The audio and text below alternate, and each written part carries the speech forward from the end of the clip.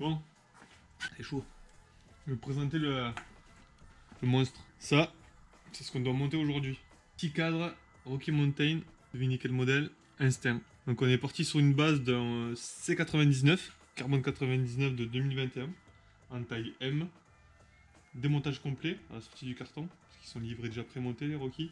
On a envoyé le cadre chez Magic Peinture, petit artisan sur Annecy en Haute-Savoie là-bas. Ils nous ont refait toute la peinture perso. Là le client pour les puristes, c'est The Man quoi. Pas trash. Il s'est fait un petit plaisir. La peinture anniversary. Le rouge très profond, le blanc pailleté pareil. Rocky Mountain dessus.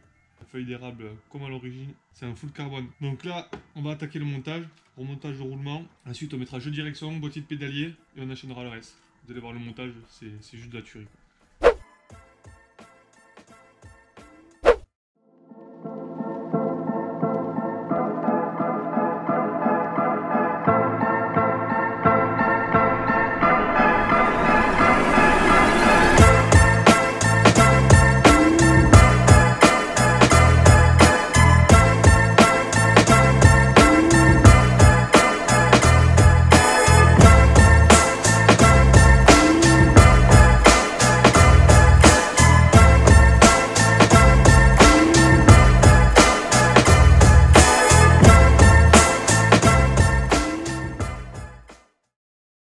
Là, priorité, on va enquiller les bases, après avoir mis les roulements, les haubans, support d'amortisseur, le cadre sera monté, et ensuite on s'attaque à tout ça. Donc tout ça c'est pour remonter sur le cadre, tout ce qui est roulement, axe, compagnie, ça c'est axe de roue arrière, patte de dérailleur, la biellette, avec le système rail neuf, et après tous les composants. Donc là c'est un vélo, c'est full haut de gamme.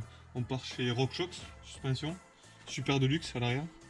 Le vélo fait 150-152 débattements. Donc fourche pike, super de luxe, petit de reverb AXS, donc c'est que de l'électronique. Pareil pour le dérailleur. Là c'est des commandes sans fil, donc on a la batterie à mettre là. C'est bijoux quoi. Et ça, c'est la touche finale. Bienvenue dans la 4ème dimension. À l'époque on mettait des câbles et des gaines, aujourd'hui on met des batteries. Petite pub sponsorisée pour Wurtz. Tu vois le frein filé, moi je le mets à l'extérieur du filetage. Tu le mets avant, quand tu traverses les roulements, des fois tu en déposes sur les roulements. C'est une toute collée à l'intérieur qui démonte derrière, il y a la merde. Là je vais juste l'approcher rapidement avec le BTR. Ensuite on fait notre serrage au couple. On va enquiller la base sur le cadre. Là c'est le boulot de Magic Peinture. Regardez le rouge vif. Ça sert à rien de mettre trop de graisse, souvent on voit de la graisse de partout. Ça vient coller la merde, tu ramènes toute la forêt à la maison. C'est un peu dommage. Tac. Et là c'est pareil, frein filé. Quand c'est en partie contre la peinture, faut bien essuyer, que ça a un pouvoir pénétrant le bordel. Ça peut passer entre le cadre et la peinture et vous décoller la peinture. Donc méfiez-vous. Je donne pas de conseils aux mécanos, hein. Conseils aux petits gars qui veut se faire plaisir, qui se monte son petit vélo à la maison. Là on parlait justement sur les réseaux sociaux des différences de qualité de montage entre les marques, est-ce que c'était justifié ou pas. Là pour le coup on voit on est en train de faire un montage de Rocky Mountain, c'est des vélos assez onéreux, c'est vrai que tout s'aligne parfaitement, enfin, c'est facile en termes de montage. Parce que les autres c'est pareil. En tout cas là c'est un plaisir. Là je vais sortir de la clé dynamo, je vais l'enquiller de partout.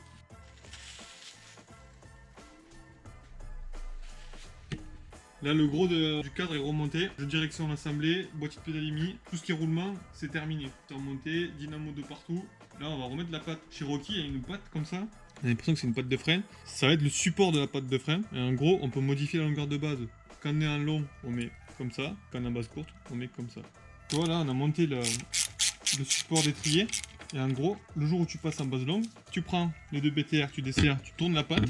T'as cette patte là qui sort de l'autre côté, tu la tournes dans l'autre sens, ça t'allonge la base. Et là c'est pareil, ta patte de derrière tu la décales, elle recule. Et là t'as un petit support qui vient bloquer la patte de derrière. Et du coup t'as allongé tes bases. Donc un vélo un peu plus stable et qui grimpe un peu mieux.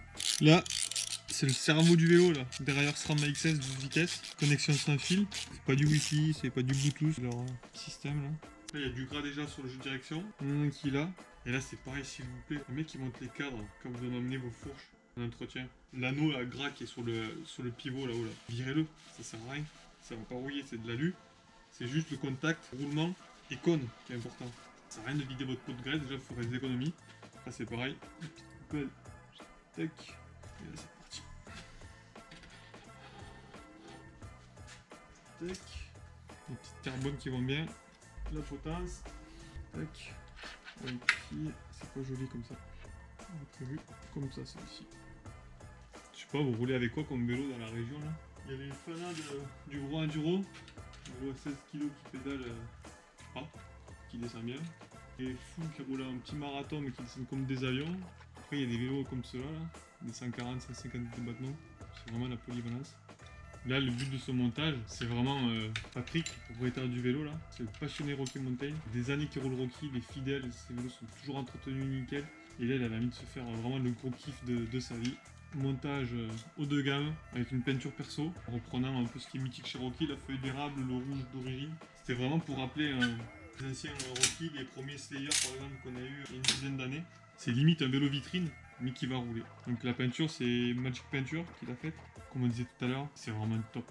Vraiment, on a choisi les couleurs sur le catalogue, il a fait ses mélanges, il y a du vernis, c'est juste magnifique. C'est autre chose que la peinture d'origine, même si chez Rocky on a une belle peinture d'origine.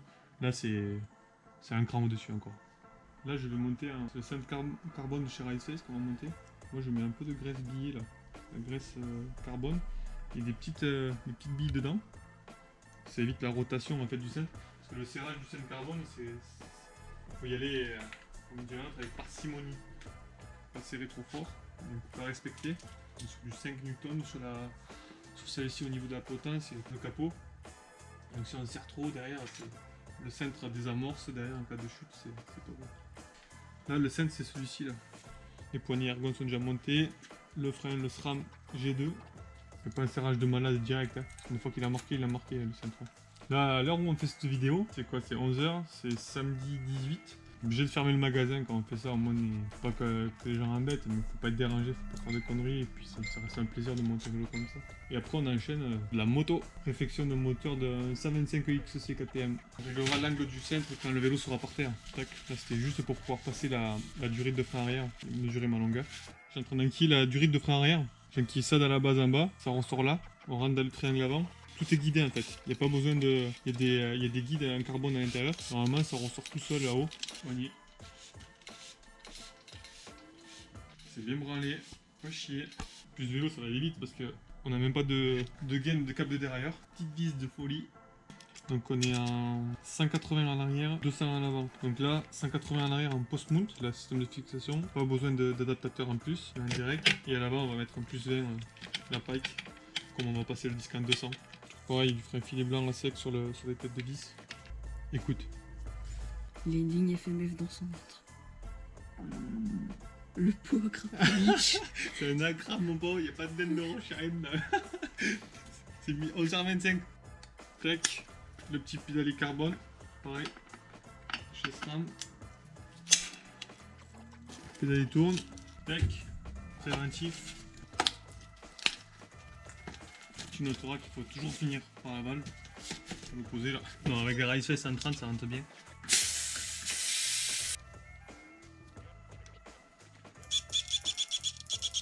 Bienvenue dans le futur. L'avantage du SRAM c'est qu'on peut vraiment débrayer la chape. Et quand on veut un kit dedans, on galère pas à passer le disque de l'autre côté le machin. Là il n'y a pas la chaîne qui me fait chier. Ça on la précharge juste comme ça, on réglera. On mettra par terre la roue avant.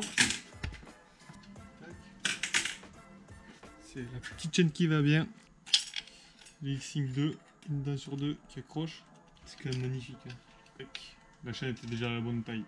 Et là je vais l'ajuster. Le petit power link avec la flèche qui va vers le cul. Le bruit c'est le disque qui frotte, c'est normal, c'est pas ajusté. On va juste clipper le bordel. Tu tiens ta roue. Et là c'est clippé. On va pas faire les fous tant que c'est pas protégé. On y va là.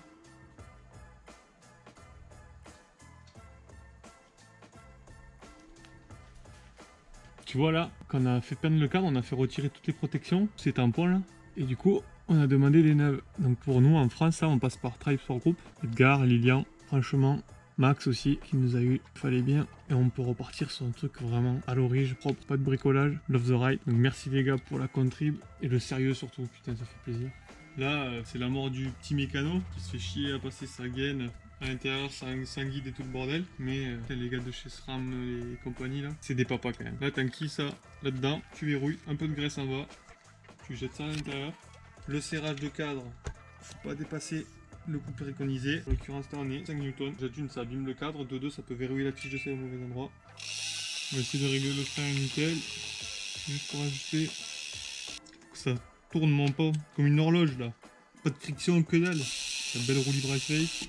La petite huile RSP qui va bien au téflon. On essuie. Et normalement, on va régler tout ça. Et puis, ce sera bon. Elle est là-bas la bête. Ah bon, la bébête. Ah. Elle est sous le rideau. T'es prêt ou pas? T'es pas prêt? Ça fait bizarre. T'es prêt? Ouais.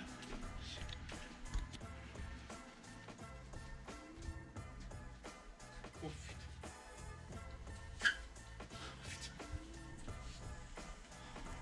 Oh putain.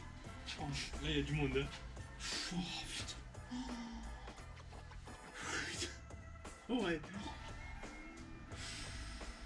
Sacré joué. Hein. Ah ouais, ouais. Putain, ce qu'il a fait. Ouais, Il y a ton blast là-bas derrière. ouais.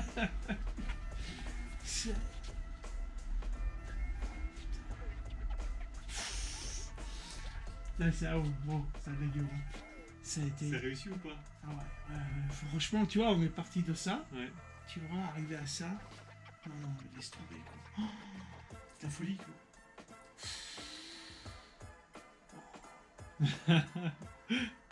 Ah ouais, ouais. Les a toutes elles, elle fait des rames de Ah ouais, j'ai ton pad, MDN, Magic Painture, Full AXS, électronique. T'en as tout à l'heure. Oh, ça j'ai éteint. Ah bah là mon pauvre. Franchement, au soleil. Ouais. Tu vas les mettre au doigt? Ah ouais, ouais, faut voir ce que ça donne. Ah putain. Ah ouais, la lumière. Oh, ouais, franchement, laisse tomber. Oh, classe. Franchement, hein.